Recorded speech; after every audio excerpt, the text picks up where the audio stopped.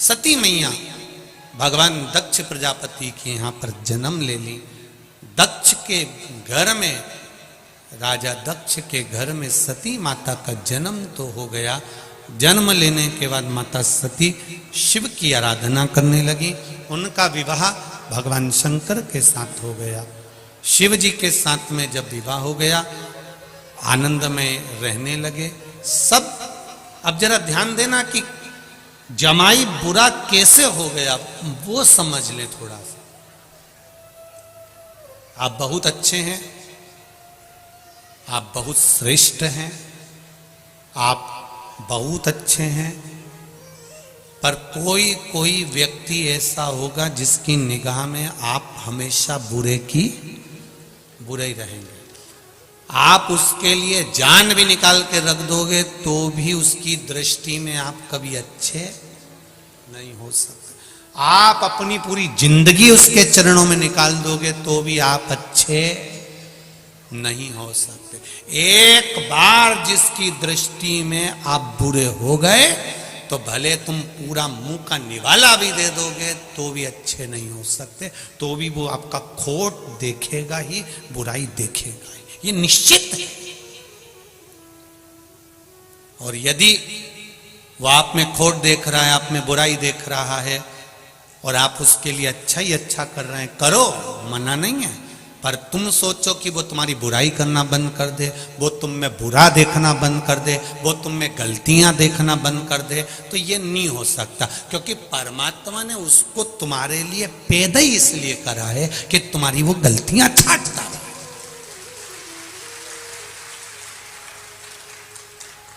ऐसे कई लोग हैं, आप उनको प्रणाम कर लो, दंडवत कर लो, नमन कर लो, आप उनको सब कुछ कह लो, आप उनके लिए जान निकाल दो, उसके बाद भी वो 24 घंटे में पूरी कथा में यही ढूंढते रहेंगे कि गलती कहां करे और अपन को कहां पकड़ना है। बस कहां पकड़ना।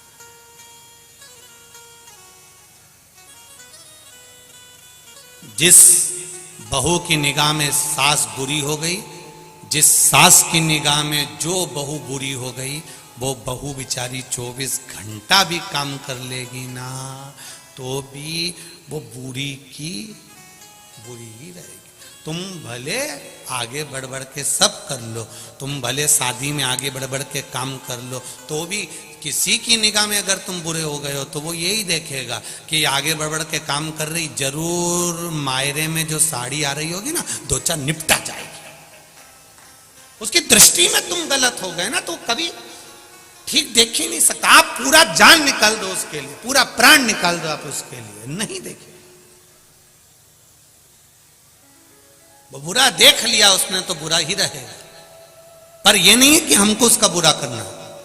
शिव महापुराण की कथा कहती है, भगवान विष्णु ने भगवान शंकर के पास में जहर भेज दिया, विष।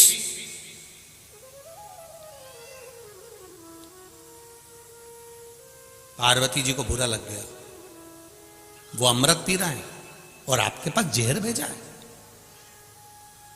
देवता 33 कोटि देवी देवता अमृत पिएंगे और आपको जहर। भगवान बोले तो क्या हो गया, जहर भेजा है, पी लेते हैं। आपको मालूम है विष है, विष, मर जाओगे। शंकर भगवान ने अपनी अर्धांगिनी को जो कहा है, संसार की सारी अर्धांगिनियां इस बात को अच्छे से सुन लेना। पार्वती जी कह रही है विष पियोगे मर जाओगे। शंकर भगवान कहते हैं जब मैंने तेरे साथ में 7 फेरे लिए थे, तेरे गले में मंगल सूत्र बांधा था,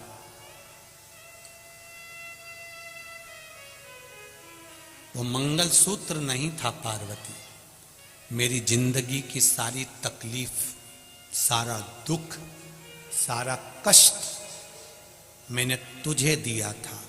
इसलिए भारत की भूमि पर पुरुष जितने व्रत नहीं करते उससे ज्यादा माताएं करती हैं, क्योंकि पति का दुख भी उसके खाते में होता है। करवा चौथ का व्रत पति नहीं करता। हाँ, कहीं कहीं का कर लेता हो तो बात दूसरी है, वो भी हम मना नहीं करेंगे हो। पर पति अगर व्रत करता होगा तो हमको तो ये भी सोचने में आता है कि पत्नी चलनी में मुंह देखती होगी या काय में देखता होगा। वो भी एक थोड़ा सोचने वाली बात जरूर है। पर हम शिव जी कह रहे हैं पार्वती से, पार्वती फेरे के समय पर जब छठा फेरा होता है और छठे फेरे के बाद में जब सातवां फेरा होता है, उस छठे फेरे को उलट पटे का फेरा कहते हैं। यहां जितने बैठे होंगे उनको ध्यान में होगा, छठे फेरे को उलट पटा का फेरा कहते हैं। अभी तक लड़की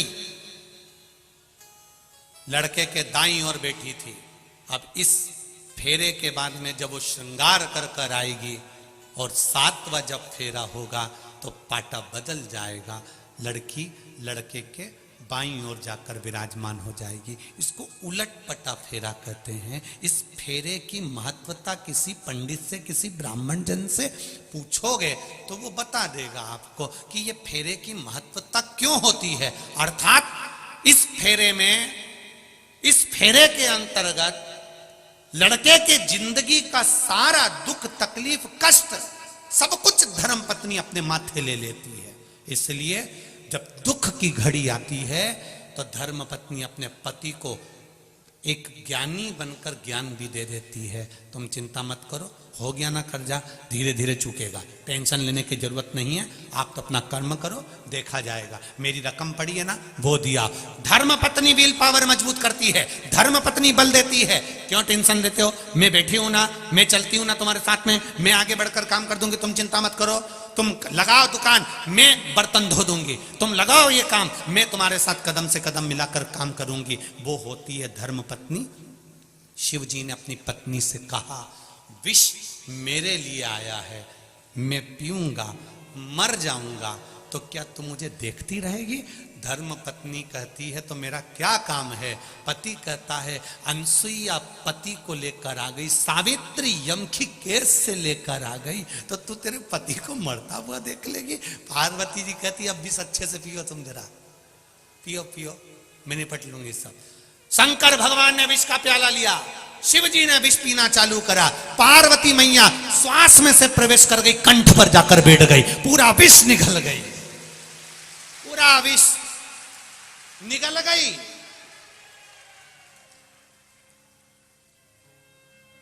लोग पूछते हैं शंकर जी का स्वरूप नीला है, पार्वती काली कैसे हो गई? शिव जी कहते हैं विष तो उसी ने पिया था, विष तो उसी ने पिया था, कंठ में बैठी है, कंठ में।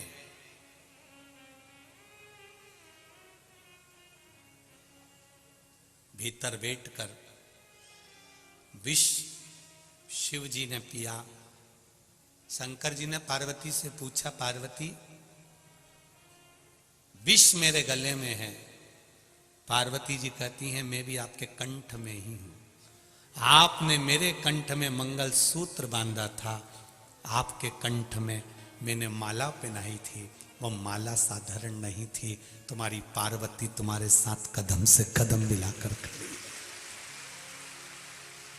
कदम से कदम मिलाकर। एक धर्म पत्नी का सबसे बड़ा धर्म है, पति अगर गलत मार्ग पर जा रहा है, व्यसन में जा रहा है, मदिरा पान में जा रहा है, मांसाहार में जा रहा है, जुए में जा रहा है, वेश्यावृत्ति में जा रहा है, धर्म पत्नी का फर्ज है उसको सुधारने का प्रयास करो। ये नहीं कि मायके में जाके बैठ जाऊंगी तो ये सुधर जाएगा। वो सिंदूर चढ़ा हुआ अभी तक बटुक भैरू था, तू गई तो काल भैरव बन जाएगा। उसको सुधारने की जवाबदारी तुम्हारी भी है, उसको संवारने की जवाबदारी तुम्हारी भी है।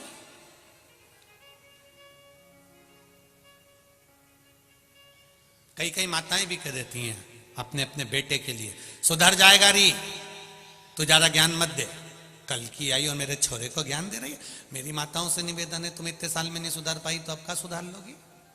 अब उसके भरोसे पे छोड़ दो, वो थोड़ा सा क्रोध दिखाएगी, वो थोड़ा सा बोलेगी, तब जाकर तो उसका पांव रुकेगा।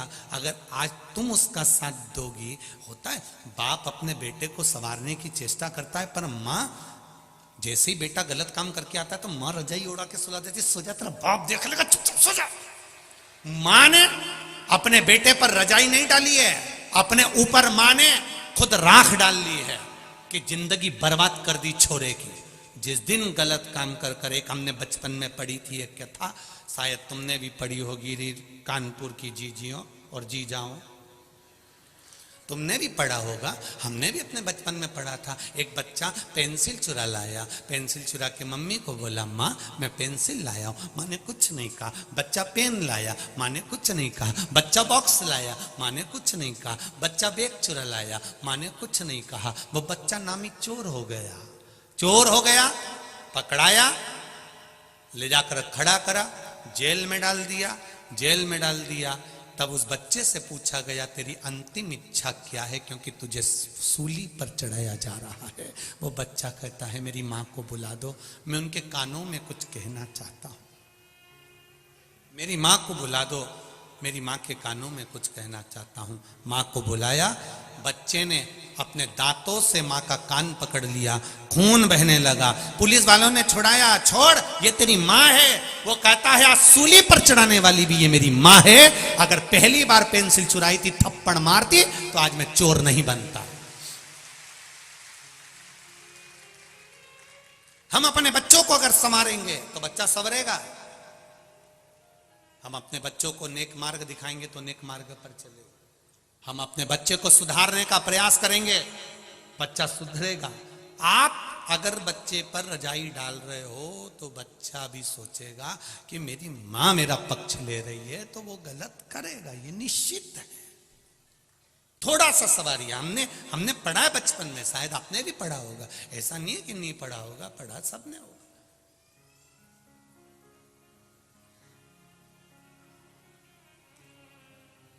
कुछ कुछ चीजें तो अभी तक नहीं भूल पाए हम भी, तुम भी नहीं भूले होगे। मटके की कथा, टम्मक टू रे टम्मक टू, वो भी चलता है। कुछ भूले क्या? भले शिव कथा कह रही है, सती मैया ने शिवजी से विवाह करा। दक्ष प्रजापति की दृष्टि में शिव बुरे कैसे हो गए? केवल एक कारण शंकर भगवान का समझ में आ गया, मैं आया और शिव जी ने मुझे प्रणाम नहीं करा। इतनी सी बात, इतनी सी। अब किसी ने कहा कि शिव जी इतनी सी बात के लिए दक्ष प्रजापति की निगाह में शंकर बुरे हो गए थे?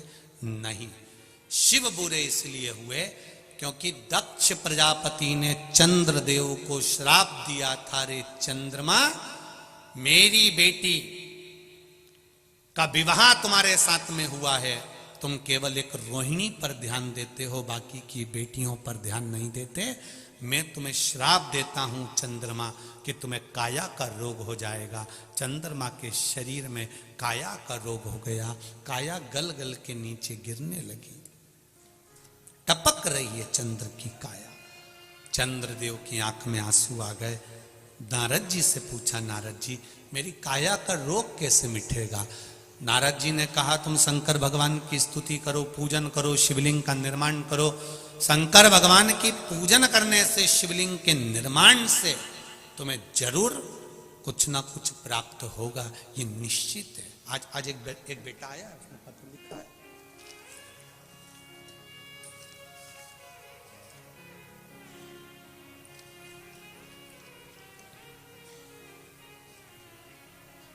शुभम बिश्नोई, रायसेन मध्य प्रदेश से आए हैं। शुभम बिश्नोई कहीं हैं? आप ही हैं? दोनों हाथ हिला दो बाबू। श्री शिवाय नमस्तुभ्यम। बोलना चाहोगे क्या?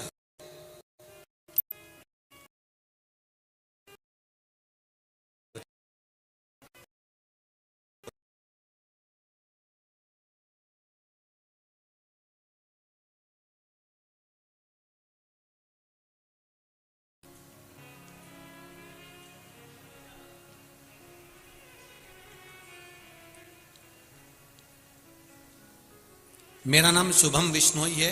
रायसेन मध्य प्रदेश से मैं आया हूं। भोलेनाथ की कृपा का क्या बखान करूं गुरुदेव। पहले मैं मंदिर नहीं जाता था, मेरा विश्वास नहीं था भगवान पर। हम बच्चों के मन में आपने विश्वास पैदा करा है। नवयुवक लड़के लड़कियां आज अगर मंदिर जा रहे हैं, शिव जी की और आपके भाव से जा रहे हैं। पहले तो आंख में से आंसू पोंछ लो, उसके बाद बोलो, ठीक है? आंसू पोंछ के फिर बोलिए। शुभम जी, पहले तो आपको बहुत बहुत बधाई कि आप रेलवे में इंजीनियर बन गए हैं, उसकी आपको शुभकामनाएं। कहां से आए शुभम जी? उदयपुरा से हूँ, उदयपुरा रायसेन मध्य प्रदेश में। रायसेन मध्य प्रदेश से आए। बाबा ने क्या कृपा करी बाबू? गुरुजी मेरा 2020 में सिलेक्शन हुआ था रेलवे में जी। मेडिकल डीबी सब हो गया था, पर काफी टाइम से लेटर माइक पास में लो, माइक। ज्वाइनिंग का लेटर नहीं आया था मेरा जी। तो बस काफी टेंशन में था, काफी टाइम तक सोचता रहता था बहुत कुछ। फिर कथा वगैरह सुनी आपकी मैंने, और रायसेन में भी कथा सुनी मैंने आपकी जी। तो वहां से आपने जो बोला ना, एक लोटा जल हर मुसीबत का हल, समस्या का हल। बस बस बस उसी दिन के उसी सेकंड डे से मैंने स्टार्ट कर दिया सुबह जल चढ़ाना, और 6 महीने के अंदर अंदर मेरा लेटर आ गया गुरुजी। जय हो, बधाई आपको बाबू, बहुत बहुत बधाई। आपके नैनों में जो खुशी की आंसू है उसके लिए बाबा देवाधिदेव महादेव की कृपा। आप रेलवे में इंजीनियर बने, उसकी आपको बधाई। श्री शिवाय, श्री शिवाय नमस्ते। श्री शिवाय नमस्ते। बाबू बैठिए। हर हर शिव कृपा इसी को कहते।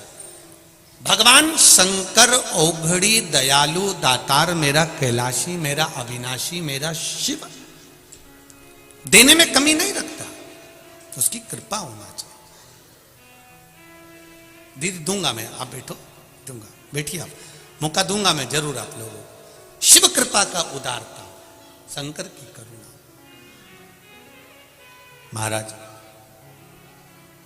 चंद्रदेव को काया का रोग हो गया। देवऋषि नारद ने कह दिया शिवलिंग का निर्माण करो, शंकर भगवान की पूजन करो। शिवलिंग के निर्माण करने से, पूजन से क्या मिलेगा? ये तो कई लोग अपशब्द कहते हैं कि गुरुजी तो शिवरात्रि पर शंकर जी का अभिषेक कराते हैं और शाम को कराते हैं, रात्रि को कराते हैं। अरे भैया, शिवरात्रि का मतलब है शिवरात्रि, रात भर शिव जी की आराधना कर सकते हो। और केवल महाशिवरात्रि से मतलब नहीं है, 12 महीने शिवरात्रि आती है, 12 महीने रात भर शंकर की आराधना कर सकते हो। मेरे शिव जी की पूजन के लिए कोई समय मेरे शंकर के लिए नहीं बताया गया कि तुम सुबह पूजन करना, कि दोपहर में करना, कि शाम को करना।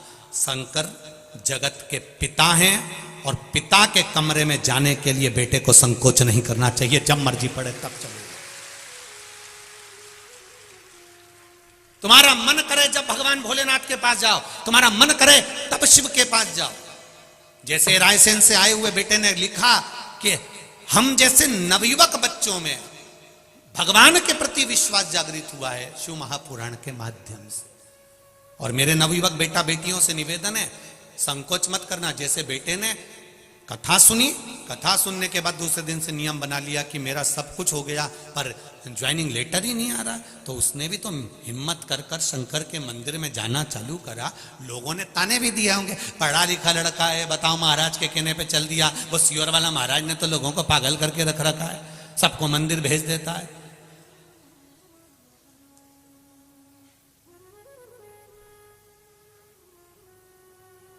तो उसमें दिक्कत क्या है मंदिर जाने में? शिव मंदिर जाने में तकलीफ क्या? सियोर वाले महाराज ने ये तो नहीं कहा आप लोगों से कि हमारे यहाँ आओ। सियोर वाला महाराज तो एक बात जरूर कहता है, कहीं मत जाओ पर शिव के द्वार जरूर जाओ, शंकर के द्वार जाइए, शिव की उदारता जरूर पाइए। आज आप लाखों की संख्या में आए हुए हो, तीसरा दिन है कथा का, बाउंड्री के बाहर लोग खड़े हुए हैं, जहां देखो वहां, जहां मौका मिल रहा है वहां पर बैठकर कथा सुन रहे हो। ये आपकी दृढ़ विश्वास, दृढ़ता, भरोसा ही तो है जो आपको यहां तक लेकर आया है। जब आप इतने विश्वास से यहां पर आए हो तो उस विश्वास का फल मेरा भी तो विश्वनाथ देगा ही देगा, खाली तो नहीं छोड़ेगा। अगर विश्वास लेकर आए हो तो विश्वास का फल तो मिलेगा, प्राप्त तो होगा आपको, ऐसा तो नहीं कि नहीं देगा वो। कृपा की न होती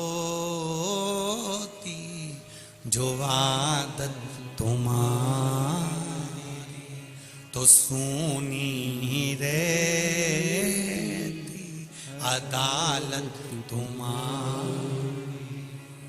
जो गरीबों के दिल में जगह तुम न पाते तो किस दिल में होती इबादत तुम्हारी। आज अगर शिव की कृपा हुई है तो आपका विश्वास भी तो जागा है, भरोसा भी तो जागा है। दृढ़ता रखकर सुनिए। चंद्रदेव को काया का रोग हो गया, शिवलिंग का निर्माण करा, देवऋषि नारद के कहने पर करा। कम से कम शंकर भगवान की भक्ति तो करी, स्मरण तो करा, नाम जाप तो करा। और जब मंत्र जाप में डूब गए, जब मंत्र स्मरण में डूब गए, मंत्र जाप में डूब गए, नाम जाप में डूब गए, तब भक्ति का बल तो बढ़ा। भक्ति का बल तो बड़ा है ना महाराज।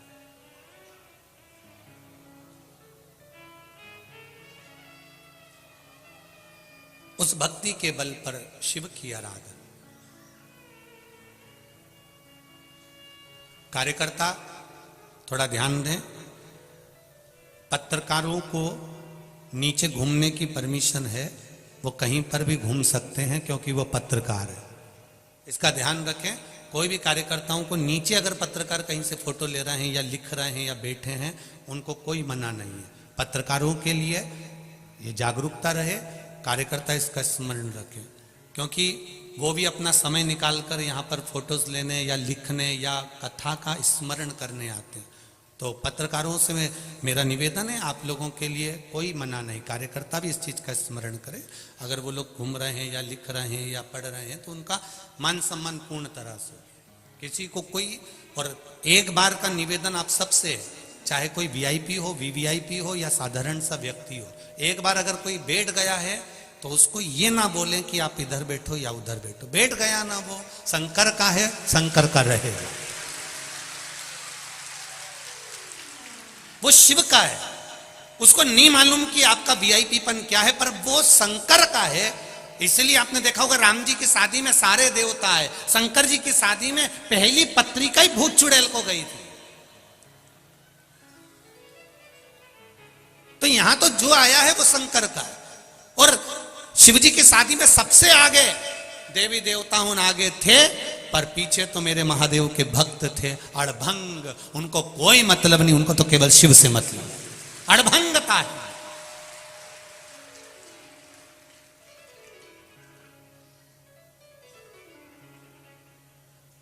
हमारा ये मना नहीं है, हमारे लिए वीवीआईपी वीआईपी और आप सब एक जैसे हो। हमारे लिए उसके लाखों दीवाने बड़े से बड़े उसके चरणों में कंकड़ माटी से पड़े, उसके लिए सब बराबर। गुलाब जामुन खाओगे तो भी पेट में जाएगी, रबड़ी खाओगे तो भी पेट में जाएगी। हो सकता है तुम्हारे पास में अलग डिपार्टमेंट हो, तुम भेज दो तो वो अलग बात है, पर मेरे महादेव के पास में तो एक ही डिपार्टमेंट है। जो शिव की कथा में आ गया, भगवान ने कह दिया वो भले कुछ भी है उसकी झोली में भरकर भेजूंगा। वो गरीब है अमीर है जो है, उसकी झोली मुझे भर। 3 घंटे कथा का रसतत्व आपके लिए और हमारे लिए। केवल आप कथा सुनते ऐसा नहीं है, हम भी कथा सुनते, वाचने के साथ में हम भी उस पर स्मरण करते। भक्ति का बल बढ़ाइए, उसका रसतत्व बढ़ाइए। शिव कथा कह रही, शिवलिंग का निर्माण करा। वो निर्माण करने के बाद में शंकर भगवान के शिवलिंग के निर्माण का जो आनंद था वो चंद्रदेव ने पा लिया और काया के रोग से मुक्त हो गए। काया के रोग से मुक्त। एक बात और आपसे कहेंगे, उतारिएगा। जिसके शरीर में सफेद चमड़ी पड़ने लगती है, चर्म रोग हो जाता है, या चेहरे पर आंख के पास में पूरा कालापन आ जाता है, उसको हमेशा याद रखना है, लाल चंदन का लेपन पीपल के पत्ते पर करिए। काय पर करना है? पीपल के पत्ते पर लाल चंदन का लेपन करिए। लेपन कर कर सोमवार की अष्टमी के दिन उसको लेपन कर कर वापिस निकाल कर शंकर भगवान पर उसका धीरे धीरे त्रिपुंड बनाकर लेपन करना प्रारंभ करिए। जब आप त्रिपुंड बनाकर लेपन करना प्रारंभ करें, उसके बाद उस चंदन को जो सोमवार की अष्टमी है तब निकाल कर लिया है और निकाल कर लाकर उसको डब्बी में रख लें। उस चंदन का प्रयोग चर्म रोग के स्थान पर थोड़ी थोड़ी मात्रा में करना प्रारंभ करें, पानी के साथ मिलाकर। परंतु उस चंदन को केवल 6 से 7 दिन में प्रयोग करिएगा, ज़्यादा नहीं।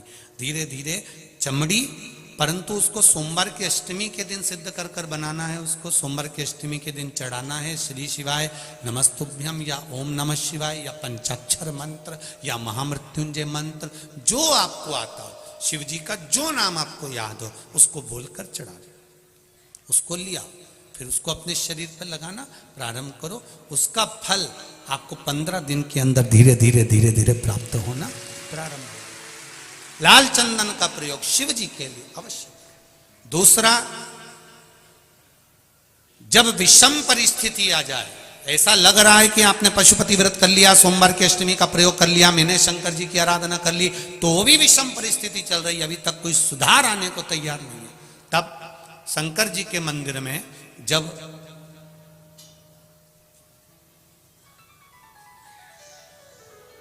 बेलपत्र चढ़ाने के लिए आप जाएं, तब प्रयास करिएगा कि बेलपत्र को, अशोक सुंदरी का स्थान सबको मालूम है ना?